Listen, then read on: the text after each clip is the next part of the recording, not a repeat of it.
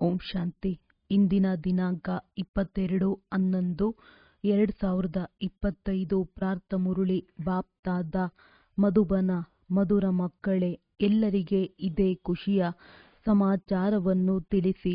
ಈಗ ದೈವಿ ಸಾಮ್ರಾಜ್ಯದ ಸ್ಥಾಪನೆಯಾಗುತ್ತಿದೆ. ಯಾವಾಗ ನಿರ್ವಿಕಾರಿ ಪ್ರಪಂಚವಾಗುವುದೋ ಆಗ ಉಳಿದೆಲ್ಲವೂ ವಿನಾಶವಾಗಿ ಬಿಡುತ್ತದೆ. ಪ್ರಶ್ನೆ: ರಾವಣನ ಶಾಪವು ಯಾವಾಗ ಸಿಗುತ್ತದೆ? ಶಾಪಗ್ರಸ್ತರಾಗುವ ಚಿಹ್ನೆ ಏನಾಗಿದೆ? ಉತ್ತರ: ಯಾವಾಗ ನೀವು ದೇಹಾಭಿಮಾನಿಗಳಾಗುತ್ತೀರೋ ಆಗ ರಾವಣನ ಶಾಪ ಸಿಗುತ್ತದೆ. ಶಾಪಗ್ರಸ್ತ ಆತ್ಮಗಳು ವಿಕಾರಿ, ಕಂಗಾಲರಾಗುತ್ತಾ ಹೋಗುತ್ತಾರೆ, ಕೆಳಗಿಳಿಯತೊಡಗುತ್ತಾರೆ. ನೀವೀಗ ತಂದೆಯಿಂದ ಆಸ್ತಿಯನ್ನು ಪಡೆಯಲು ದೇಹಿ ಅಭಿಮಾನಿಯಾಗಬೇಕಾಗಿದೆ. ತಮ್ಮ ದೃಷ್ಟಿ ವೃತ್ತಿಯನ್ನು ಪಾವನ ಮಾಡಿಕೊಳ್ಳಬೇಕಾಗಿದೆ. ಓಂ ಶಾಂತಿ. ಆತ್ಮಿಕ ತಂದೆಯು ಕುಳಿತು ಆತ್ಮಿಕ ಮಕ್ಕಳಿಗೆ 84 ಜನ್ಮಗಳ ಕಥೆಯನ್ನು ತಿಳಿಸುತ್ತಾರೆ. ನಿಮಗೆ ಇದು ತಿಳಿದಿದೆ. ಎಲ್ಲರೂ 84 ಜನ್ಮಗಳನ್ನು ತಿಳಿದುಕೊಳ್ಳುವುದಿಲ್ಲ.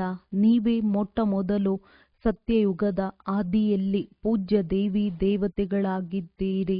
ಭಾರತದಲ್ಲಿ ಮೊದಲು ಪೂಜ್ಯ ದೇವಿ ದೇವತಾ ಧರ್ಮದ ರಾಜ್ಯವೇ ಇತ್ತು. ಲಕ್ಷ್ಮೀನಾರಾಯಣರ ರಾಜ್ಯವಿತ್ತು. ಅಂದ ಮೇಲೆ ಅವಶ್ಯವಾಗಿ ಸೂರ್ಯವಂಶವಿರುವುದು. ರಾಜಮನೆತನದ ಮಿತ್ರ ಸಂಬಂಧಿಗಳು ಇರುವರು, ಪ್ರಜೆಗಳು ಇರುವರು. ಇದು ಒಂದು ಕಥೆಯಾಗಿದೆ. 5000 ವರ್ಷಗಳ ಮೊದಲೂ ಸಹ ಇವರ ರಾಜ್ಯವಿತ್ತು ಎಂಬುದನ್ನು ತಂದೆಯು ಸ್ಮೃತಿ ತರಿಸುತ್ತಾರೆ. ಭಾರತದಲ್ಲಿ ಆದಿ ಸನಾತನ ದೇವಿ ದೇವತಾ ಧರ್ಮದವರ ರಾಜ್ಯವಿತ್ತು. ಇದನ್ನು ಬೇಹದ್ದಿನ ತಂದೆಯು ತಿಳಿಸುತ್ತಾರೆ. ಅವರಿಗೆ ಜ್ಞಾನಪೂರ್ಣನೆಂದು ಹೇಳಲಾಗುತ್ತದೆ. ಯಾವುದರ ಜ್ಞಾನ? ಎಲ್ಲರ ಒಳಹೊಕ್ಕು ಕರ್ಮ ವಿಕರ್ಮಗಳನ್ನು ಅರಿತುಕೊಳ್ಳುವವರೆಂದು ಮನುಷ್ಯರು ತಿಳಿದುಕೊಳ್ಳುತ್ತಾರೆ. ಆದರೆ ತಂದೆಯು ತಿಳಿಸುತ್ತಾರೆ, ಪ್ರತಿಯೊಂದು ಆತ್ಮನಿಗೆ ತನ್ನದೇ ಆದ ಪಾತ್ರವು ಸಿಕ್ಕಿದೆ. ಎಲ್ಲ ಆತ್ಮರು ತಮ್ಮ ಪರಮಧಾಮದಲ್ಲಿರುತ್ತಾರೆ. ಅವರಲ್ಲಿ ಇಡೀ ಪಾತ್ರವು ಅಡಕವಾಗಿದೆ. ಹೋಗಿ ಕರ್ಮಕ್ಷೇತ್ರದಲ್ಲಿ ತಮ್ಮ ಪಾತ್ರವನ್ನು ಅಭಿನಯಿಸಬೇಕೆಂದು ತಯಾರಾಗಿ ಕುಳಿತಿದ್ದಾರೆ. ಇದನ್ನೂ ಸಹ ನೀವು ತಿಳಿದುಕೊಂಡಿದ್ದೀರಿ. ನಾವಾತ್ಮಗಳು ಎಲ್ಲವನ್ನೂ ಮಾಡುತ್ತೇವೆ. ಆತ್ಮವೇ ಇದು ಹುಳಿಯಾಗಿದೆ, ಇದು ಉಪ್ಪಾಗಿದೆ ಎಂದು ಹೇಳುತ್ತದೆ. ನಾವೀಗ ವಿಕಾರಿ ಪಾಪಾತ್ಮರಾಗಿದ್ದೇವೆ, ಆಸುರಿ ಸ್ವಭಾವವಿದೆ ಎಂಬುದನ್ನು ಸಹ ಆತ್ಮವೇ ತಿಳಿದುಕೊಳ್ಳುತ್ತದೆ. ಆತ್ಮವೇ ಇಲ್ಲಿ ಕರ್ಮಕ್ಷೇತ್ರದಲ್ಲಿ ಶರೀರವನ್ನು ತೆಗೆದುಕೊಂಡು ಪಾತ್ರವನ್ನಭಿನಯಿಸುತ್ತದೆ. ಅಂದ ಮೇಲೆ ಈ ನಿಶ್ಚಯ ಮಾಡಿಕೊಳ್ಳಬೇಕಲ್ಲವೇ? ನಾವಾತ್ಮಗಳೇ ಎಲ್ಲವನ್ನೂ ಮಾಡುತ್ತೇವೆ. ಈಗ ತಂದೆಯೊಂದಿಗೆ ಮಿಲನ ಮಾಡಿದ್ದೇವೆ. ಪುನಃ 5000 ವರ್ಷಗಳ ನಂತರ ಮಿಲನ ಮಾಡುತ್ತೇವೆ. ಇದನ್ನೂ ಸಹ ನೀವು ತಿಳಿದುಕೊಂಡಿದ್ದೀರಿ. ಪೂಜ್ಯ ಮತ್ತು ಪೂಜಾರಿ, ಪಾವನ ಮತ್ತು ಪತಿತರು ನಾವೇ ಆಗುತ್ತಾ ಬಂದಿದ್ದೇವೆ. ಪೂಜ್ಯರಾಗಿದ್ದಾಗ ಪತಿತರು ಯಾರೂ ಇರುವುದಿಲ್ಲ. ಮತ್ತೆ ಪೂಜಾರಿಗಳಾದಾಗ ಯಾರೂ ಪಾವನರಿರಲು ಸಾಧ್ಯವಿಲ್ಲ. ಸತ್ಯಯುಗದಲ್ಲಿ ಪಾವನ ಪೂಜ್ಯರಿರುತ್ತಾರೆ. ದ್ವಾಪರದಿಂದ ರಾವಣ ರಾಜ್ಯವು ಆರಂಭವಾಗುತ್ತದೆ. ಆಗ ಎಲ್ಲರೂ ಪತಿತ ಪೂಜಾರಿಗಳಾಗುತ್ತಾರೆ. ಶಿವತಂದೆಯು ತಿಳಿಸುತ್ತಾರೆ, ನೋಡಿ, ಶಂಕರಾಚಾರ್ಯರು ಸಹ ನನ್ನ ಪೂಜಾರಿಯಾಗಿದ್ದಾರೆ. ನನ್ನನ್ನು ಪೂಜಿಸುತ್ತಾರಲ್ಲವೇ? ಶಿವನ ಚಿತ್ರವು ಕೆಲವರ ಬಳಿ ಚಿನ್ನದಿಂದ, ಇನ್ನು ಕೆಲವರ ಬಳಿ ವಜ್ರದಿಂದ, ಕೆಲವರ ಬಳಿ ಬೆಳ್ಳಿಯಿಂದ ಮಾಡಿಸಿರುತ್ತಾರೆ. ಈಗ ಯಾರು ಪೂಜೆ ಮಾಡುವರೋ ಆ ಪೂಜಾರಿಗಳಿಗೆ ಪೂಜ್ಯರೆಂದು ಹೇಳಲು ಸಾಧ್ಯವಿಲ್ಲ. ಇಡೀ ಪ್ರಪಂಚದಲ್ಲಿ ಈ ಸಮಯದಲ್ಲಿ ಯಾರೊಬ್ಬರೂ ಪೂಜ್ಯರಿಲ್ಲ.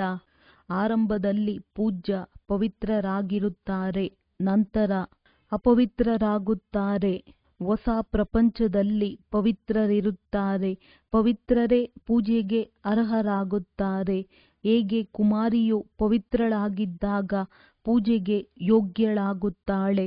ಅಪವಿತ್ರಳಾದರೆ ಮತ್ತೆ ಎಲ್ಲರ ಮುಂದೆ ತಲೆ ಬಾಗಿಸಬೇಕಾಗುತ್ತದೆ. ಪೂಜೆಯ ಸಾಮಗ್ರಿಗಳು ಎಷ್ಟೊಂದಿವೆ. ಎಲ್ಲಿಯಾದರೂ ಪ್ರದರ್ಶನಿ, ಮ್ಯೂಸಿಯಂ ಇತ್ಯಾದಿಗಳನ್ನು ತೆರೆಯುತ್ತೀರೆಂದರೆ ಮೇಲೆ ತ್ರಿಮೂರ್ತಿ ಶಿವನ ಚಿತ್ರವು ಅವಶ್ಯವಾಗಿ ಇರಬೇಕು.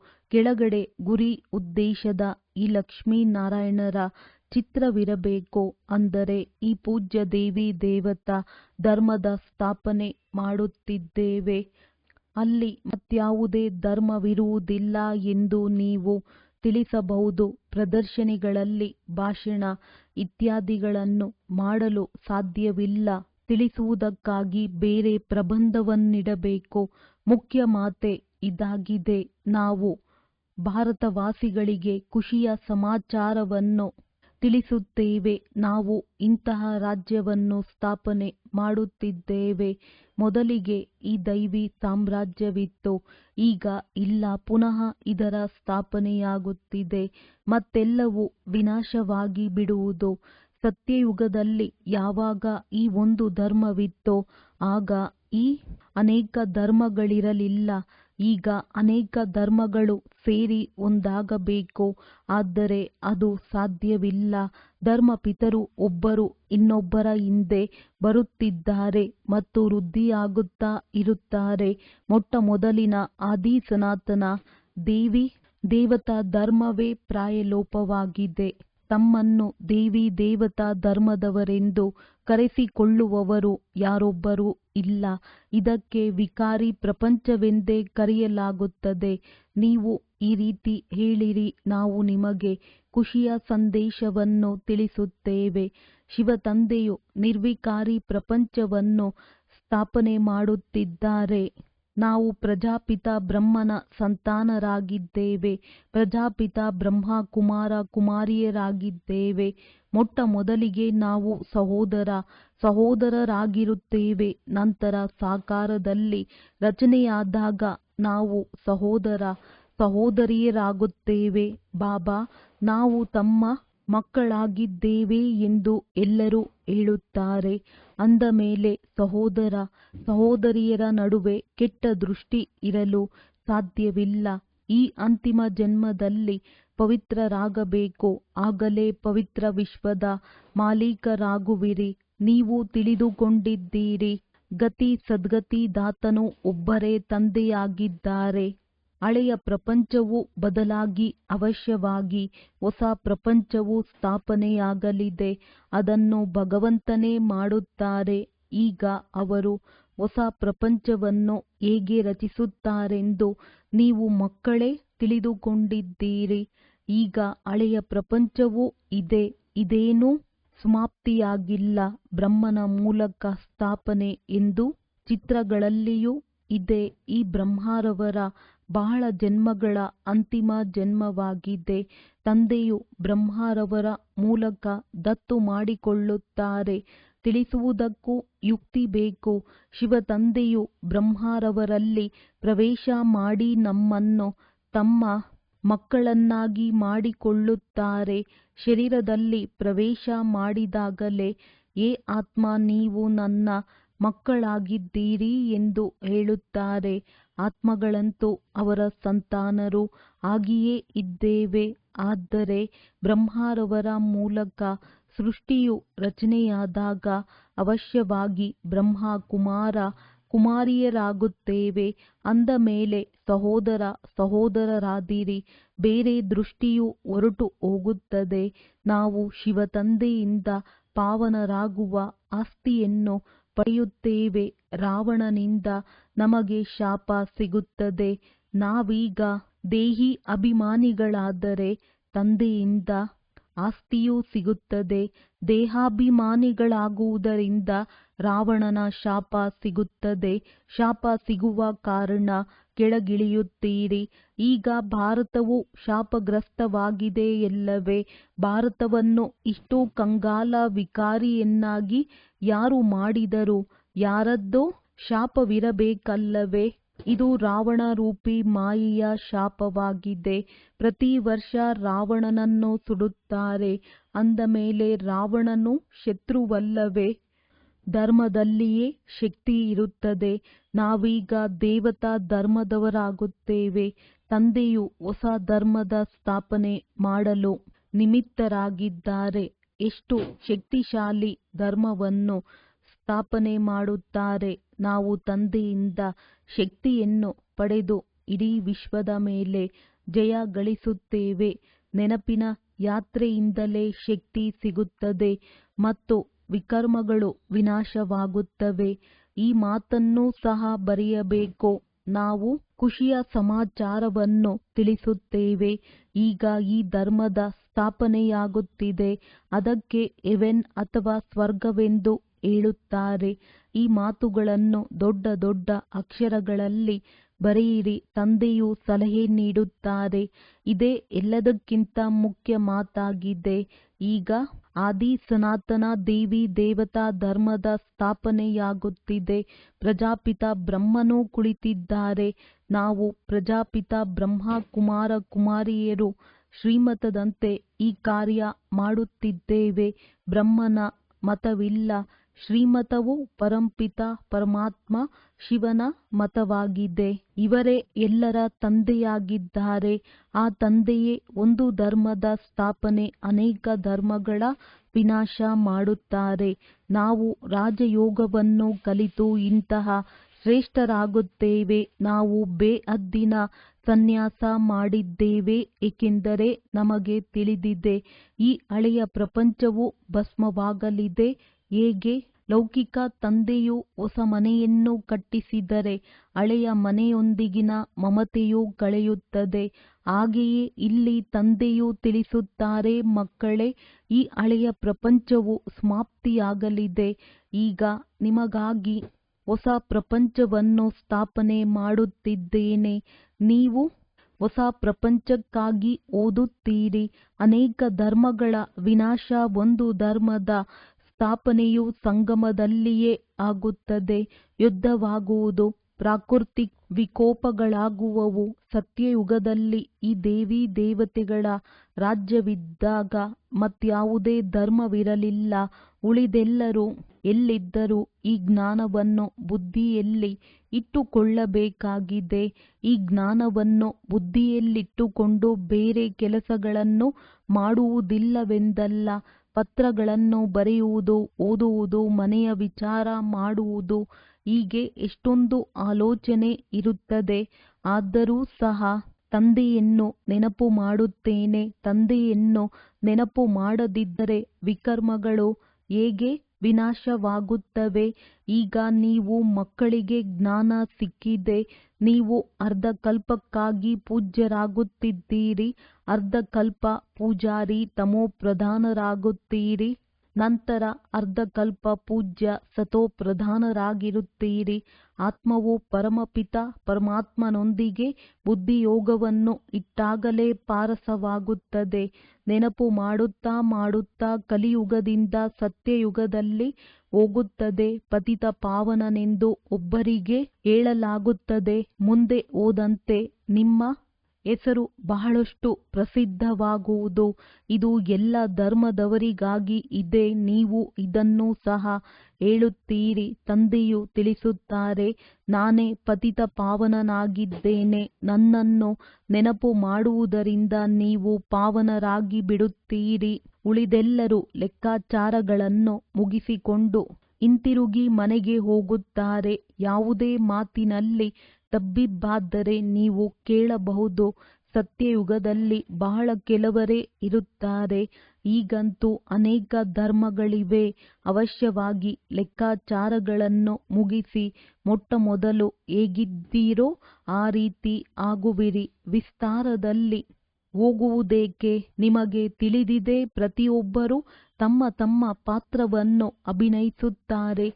ಈಗ ಎಲ್ಲರೂ ಹಿಂತಿರುಗಿ ಹೋಗಬೇಕಾಗಿದೆ, ಏಕೆಂದರೆ ಇವರೆಲ್ಲರೂ ಸತ್ಯಯುಗದಲ್ಲಿರುವುದಿಲ್ಲ. ತಂದೆಯು ಒಂದು ಧರ್ಮದ ಸ್ಥಾಪನೆ, ಅನೇಕ ಧರ್ಮಗಳ ವಿನಾಶ ಮಾಡುವುದಕ್ಕಾಗಿಯೇ ಬರುತ್ತಾರೆ. ಈಗ ಹೊಸ ಪ್ರಪಂಚದ ಸ್ಥಾಪನೆಯಾಗುತ್ತಿದೆ. ಅಂದ ಮೇಲೆ ಸತ್ಯಯುಗವು ಅವಶ್ಯವಾಗಿ ಬರುವುದು. ಚಕ್ರವು ಸುತ್ತುತ್ತಾ ಇರುತ್ತದೆ. ಅತಿ ಹೆಚ್ಚಿನ ವಿಚಾರಗಳಲ್ಲಿ ಹೋಗಬಾರದು. ಮೂಲ ಮಾತೇನೆಂದರೆ ನಾವು ಸತೋಪ್ರಧಾನರಾದರೆ ಶ್ರೇಷ್ಠ ಪದವಿಯನ್ನು ಪಡೆಯುತ್ತೇವೆ. ಕುಮಾರಿಯರಂತೂ ಈ ಸೇವೆಯಲ್ಲಿ ತೊಡಗಬೇಕಾಗಿದೆ. ಕುಮಾರಿಯ ಸಂಪಾದನೆಯನ್ನು ತಂದೆ ತಾಯಿಗಳು ತಿನ್ನುವುದಿಲ್ಲ. ಆದರೆ ಇತ್ತೀಚಿನ ದಿನಗಳಲ್ಲಿ ಕುಮಾರಿಯರೂ ಸಹ ಸಂಪಾದಿಸಬೇಕಾಗುತ್ತದೆ. ನೀವು ತಿಳಿದುಕೊಂಡಿದ್ದೀರಿ, ಈಗ ಪವಿತ್ರರಾಗಿ ಪವಿತ್ರ ಪ್ರಪಂಚದ ಮಾಲೀಕರಾಗಬೇಕಾಗಿದೆ. ನಾವು ರಾಜಯೋಗಿಗಳಾಗಿದ್ದೇವೆ ಅಂದ ಮೇಲೆ ತಂದೆಯಿಂದ ಅವಶ್ಯವಾಗಿ ರಾಜ್ಯ ಪದವಿ ಪಡೆಯಬೇಕಾಗಿದೆ. ನೀವೀಗ ಪಾಂಡವ ಸೇನೆಯಾಗಿದ್ದೀರಿ. ತಮ್ಮ ಸರ್ವಿಸ್ ಮಾಡುತ್ತಲೂ ಸಹ ಇದೇ ಸಂಕಲ್ಪವನ್ನಿಡಬೇಕು. ನಾವು ಹೋಗಿ ಎಲ್ಲರಿಗೆ ಮಾರ್ಗವನ್ನು ತಿಳಿಸಬೇಕು. ಎಷ್ಟು ಮಾಡುವಿರೋ ಅಷ್ಟು ಶ್ರೇಷ್ಠ ಪದವಿಯನ್ನು ಪಡೆಯುತ್ತೀರಿ. ಈ ಸ್ಥಿತಿಯಲ್ಲಿ ನಾವು ಒಂದು ವೇಳೆ ಶರೀರವನ್ನು ಬಿಟ್ಟರೆ ನಮಗೆ ಯಾವ ಪದವಿ ಸಿಗಬಹುದು ಎಂದು ತಂದೆಯನ್ನು ಕೇಳಿದರೆ ಕೂಡಲೇ ತಂದೆಯು ತಿಳಿಸಿಬಿಡುತ್ತಾರೆ, ಸರ್ವಿಸ್ ಮಾಡುವುದಿಲ್ಲ. ಆದ್ದರಿಂದಲೇ ಸಾಧಾರಣ ಮನೆಯಲ್ಲಿ ಜನ್ಮ ತೆಗೆದುಕೊಳ್ಳುವರು. ಮತ್ತೆ ಬಂದು ಜ್ಞಾನವನ್ನು ತಿಳಿದುಕೊಳ್ಳುವುದಂತೂ ಬಹಳ ಪರಿಶ್ರಮದ ಕೆಲಸ. ಏಕೆಂದರೆ ಚಿಕ್ಕ ಮಗುವಿಗೆ ಜ್ಞಾನವು ಅಷ್ಟು ಅರ್ಥವಾಗುವುದಿಲ್ಲ. ತಿಳಿದುಕೊಳ್ಳಿ, 2-3 ವರ್ಷಗಳ ಮಗುವಾಗಿದ್ದರೂ ಸಹ ಏನು ಓದಲು ಸಾಧ್ಯ? ನೀವು ಯಾವುದಾದರೂ ಕ್ಷತ್ರಿಯ ಕುಲದಲ್ಲಿ ಹೋಗಿ ಜನ್ಮ ತೆಗೆದುಕೊಳ್ಳುತ್ತೀರಿ. ಕೊನೆಯಲ್ಲಿ ಡಬಲ್ ಕಿರೀಟವೂ ಸಿಗುವುದು. ಸ್ವರ್ಗದ ಪೂರ್ಣ ಸುಖವನ್ನು ಪಡೆಯಲು ಸಾಧ್ಯವಿಲ್ಲವೆಂದು ತಂದೆಯು ತಿಳಿಸಿಬಿಡುತ್ತಾರೆ. ಯಾರು ಸರ್ವಿಸ್ ಮಾಡುವರೋ ಓದುವರೋ ಅವರೇ ಪೂರ್ಣ ಸುಖವನ್ನು ಪಡೆಯುತ್ತಾರೆ. ಇದೇ ಚಿಂತೆ ಇರಬೇಕು. ಒಂದು ವೇಳೆ ಈಗ ಶ್ರೇಷ್ಠರಾಗಲಿಲ್ಲವೆಂದರೆ ಕಲ್ಪವೂ ಆಗುವುದಿಲ್ಲ. ಪ್ರತಿಯೊಬ್ಬರೂ ಸಹ ನಾವು ಎಷ್ಟು ಅಂಕಗಳಿಂದ ತೇರ್ಗಡೆಯಾಗುತ್ತೇವೆಂದು ತಮ್ಮನ್ನು ತಾವು ತಿಳಿದುಕೊಳ್ಳಬಹುದು. ಎಲ್ಲವನ್ನು ಅರಿತುಕೊಂಡ ಮೇಲೆ ಡ್ರಾಮಾದಲ್ಲಿ ಪೂರ್ವ ನಿಶ್ಚಿತವು ಇದೇ ರೀತಿ ಇದೆ ಎಂದು ಹೇಳಲಾಗುತ್ತದೆ. ಮನಸ್ಸಿನಲ್ಲಿ ದುಃಖವಾಗುತ್ತದೆ ಎಲ್ಲವೇ. ಮನುಷ್ಯರು ಕುಳಿತಿದ್ದಂತೆಯೇ ಮರಣ ಹೊಂದುತ್ತಾರೆ. ಆದ್ದರಿಂದ ತಂದೆಯು ತಿಳಿಸುತ್ತಾರೆ, ಮಕ್ಕಳೇ, ಆಲಸ್ಯ ಮಾಡಬೇಡಿ. ಪುರುಷಾರ್ಥ ಮಾಡಿ ಪತಿತರಿಂದ ಪಾವನರಾಗುತ್ತಾ ಇರಿ. ಮಾರ್ಗವನ್ನು ತಿಳಿಸುತ್ತಾ ಇರಿ. ಯಾವುದೇ ಮಿತ್ರ ಸಂಬಂಧಿ ಮೊದಲಾದವರಿದ್ದರೆ ಅವರ ಮೇಲೂ ನಿಮಗೆ ದಯೆ ಬರಬೇಕು. ಇವರು ವಿಕಾರವಿಲ್ಲದೆ ಕೆಟ್ಟ ಪದಾರ್ಥಗಳನ್ನು ತಿನ್ನದೆ ಇರುವುದಕ್ಕೆ ಸಾಧ್ಯವಿಲ್ಲವೆಂಬುದನ್ನು ಸಹ ನೋಡುತ್ತೀರಿ. ಆದರೂ ಸಹ ತಿಳಿಸುತ್ತಾ ಇರಬೇಕು. ಒಂದು ವೇಳೆ ಅವರು ಒಪ್ಪದಿದ್ದರೆ ಅವರು ನಮ್ಮ ಕುಲದವರಲ್ಲವೆಂದು ತಿಳಿಯಿರಿ. ಪರಿಶ್ರಮ ಪಟ್ಟು ತಂದೆಯ ಮನೆ ಮತ್ತು ಮಾವನ ಮನೆಯವರ ಕಲ್ಯಾಣ ಮಾಡಬೇಕು. ಈ ರೀತಿಯೂ ಆಗಬಾರದು. ಇವರಂತೂ ನಮ್ಮೊಂದಿಗೆ ಮಾತನಾಡುವುದೂ ಇಲ್ಲ, ಮುಖ ತಿರುಗಿಸಿಕೊಂಡಿದ್ದಾರೆ ಎನ್ನುವಂತೆ ಇರಬಾರದು. ನಾವು ಅವರ ಕಲ್ಯಾಣವನ್ನು ಮಾಡಬೇಕಾಗಿದೆ. ಎಲ್ಲರೊಂದಿಗೆ ಜೊತೆಗೂಡಬೇಕು. ಬಹಳ ದಯಾಹೃದಯಿಗಳಾಗಬೇಕಾಗಿದೆ. ನಾವು ಸುಖದ ಕಡೆ ಹೋಗುತ್ತೇವೆ ಅಂದ ಮೇಲೆ ಅನ್ಯರಿಗೂ ಮಾರ್ಗವನ್ನು ತಿಳಿಸಬೇಕಲ್ಲವೇ? ನೀವು ಅಂಧರಿಗೆ ಊರುಗೋಲಾಗಿದ್ದೀರಿ. ನೀನು ಅಂಧರಿಗೆ ಊರುಗೋಲಾಗಿದ್ದೀಯಾ ಎಂದು ಆಡುತ್ತಾರೆ. ಸ್ಥೂಲ ಕಣ್ಣುಗಳಂತೂ ಎಲ್ಲರಿಗೂ ಇದೆ. ಆದರೂ ಸಹ ಈ ರೀತಿ ಕರೆಯುತ್ತಾರೆ, ಏಕೆಂದರೆ ಜ್ಞಾನದ ಮೂರನೆಯ ನೇತ್ರವಿಲ್ಲ. ಸುಖ ಶಾಂತಿಯ ಮಾರ್ಗವನ್ನು ತಿಳಿಸುವವರು ತಂದೆಯೊಬ್ಬರೇ ಆಗಿದ್ದಾರೆ. ಇದು ಸಹ ನೀವು ಮಕ್ಕಳ ಬುದ್ಧಿಯಲ್ಲಿ ಈಗಷ್ಟೇ ಇದೆ, ಮೊದಲು ತಿಳಿದುಕೊಂಡಿರಲಿಲ್ಲ. ಭಕ್ತಿ ಮಾರ್ಗದಲ್ಲಿ ಎಷ್ಟೊಂದು ಮಂತ್ರಗಳನ್ನು ಜಪಿಸುತ್ತಾರೆ. ರಾಮ ರಾಮ ಎಂದು ಹೇಳಿ ಮೀನುಗಳಿಗೆ ತಿನ್ನಿಸುತ್ತಾರೆ, ಇರುವೆಗಳಿಗೆ ತಿನ್ನಿಸುತ್ತಾರೆ. ಈಗ ಜ್ಞಾನ ಮಾರ್ಗದಲ್ಲಂತೂ ಏನೂ ಮಾಡುವ ಅವಶ್ಯಕತೆ ಇಲ್ಲ. ಪಕ್ಷಿಗಳಂತೂ ಬಹಳಷ್ಟು ಸಾಯುತ್ತವೆ. ಒಂದು ಬಿರುಗಾಳಿ ಬಂದರೆ ಸಾಕು, ಎಷ್ಟೊಂದು ಸತ್ತು ಹೋಗುತ್ತವೆ. ಇನ್ನು ಮುಂದೆ ಬಹಳಷ್ಟು ಜೋರಾಗಿ ಪ್ರಾಕೃತಿಕ ವಿಕೋಪಗಳಾಗುವವು.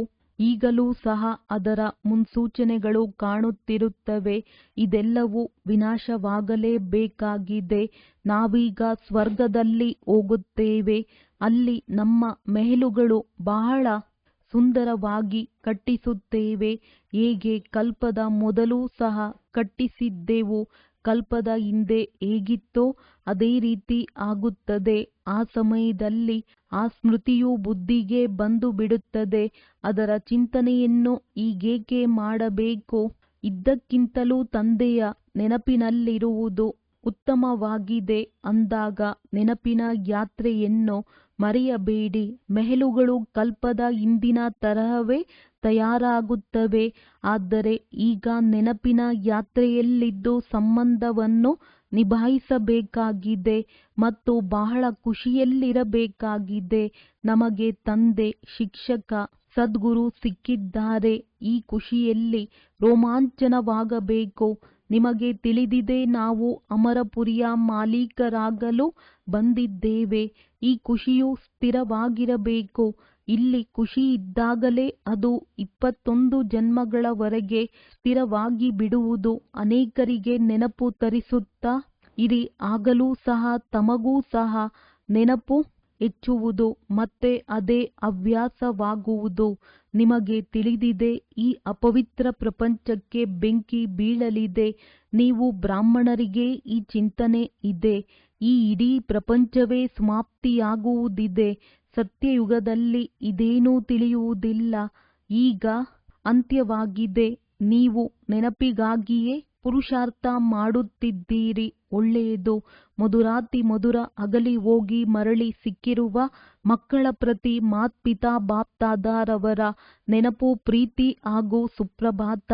ಆತ್ಮಿಕ ಮಕ್ಕಳಿಗೆ ಆತ್ಮಿಕ ತಂದೆಯ ನಮಸ್ತೆ.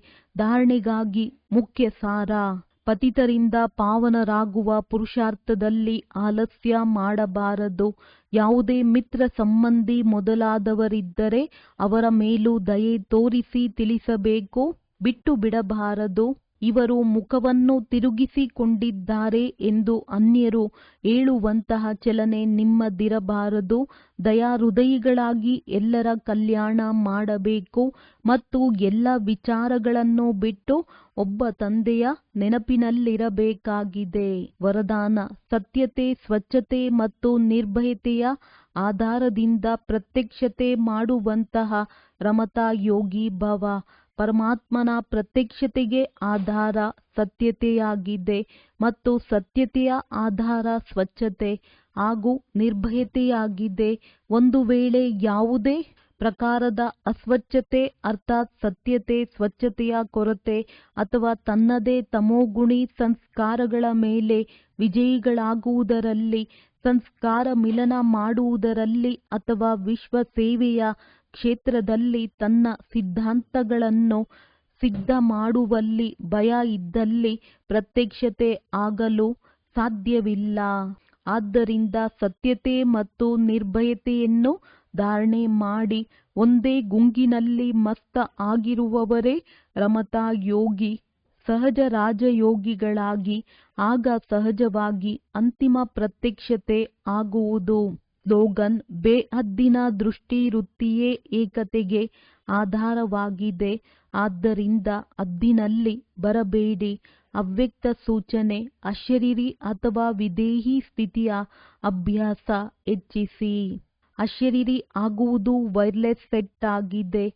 ವಾಯ್ಸ್ಲೆಸ್ ಆಗುವುದೇ ವೈರ್ಲೆಸ್ ಸೆಟ್ನ ಸೆಟ್ಟಿಂಗ್ ಆಗಿದೆ. ಸ್ವಲ್ಪವೂ ವಿಕಾರ ವೈರ್ಲೆಸ್ ಸೆಟ್ಟನ್ನು ಹಾಳು ಮಾಡಿಬಿಡುವುದು. ಆದ್ದರಿಂದ ಈಗ ಕರ್ಮ ಬಂಧನದಿಂದ ಕರ್ಮಯೋಗಿ ಆಗಿ ಅನೇಕ ಬಂಧನಗಳಿಂದ ಮುಕ್ತ ಒಬ್ಬ ತಂದೆಯ ಸಂಬಂಧದಲ್ಲಿ ಇದ್ದೇನೆ ಎಂದುಕೊಂಡರೆ ಸದಾ ಎವರ್ ರೆಡಿ ಆಗಿರುವಿರಿ. ಚೆಕ್ ಮಾಡಿಕೊಳ್ಳಿ, ಒಳಗಡೆ ಯಾವುದೇ ವಿಕಾರ ಅಡಗಿಕೊಂಡು ಕುಳಿತಿಲ್ಲವೇ? ಒಳ್ಳೆಯದು. ಓಂ ಶಾಂತಿ.